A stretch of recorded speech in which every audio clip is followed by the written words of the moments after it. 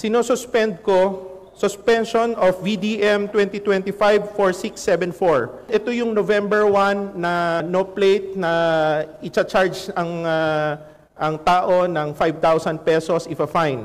Marami tayong dapat i-check muna. Kaya temporary isususpend ko muna yung November 1 na yan. Bakit? Di kasalanan ng ordinaryong tao kung ang plaka niya hindi na ibibigay sa kanya. Tapos ifa-fine natin siya. Paano kung yung maliliit nagdi-deliver lang ng paninda, tapos wala pang nabigay na plaka sa kanya, eh di hindi siya maghahanap buhay, magrerenta siya o sa iba ang gagamitin niya. Pahirap yon. So kailangan tinitingnan muna natin kasi maraming factors na pwedeng nakaakibat dyan. Ano yung mga factors?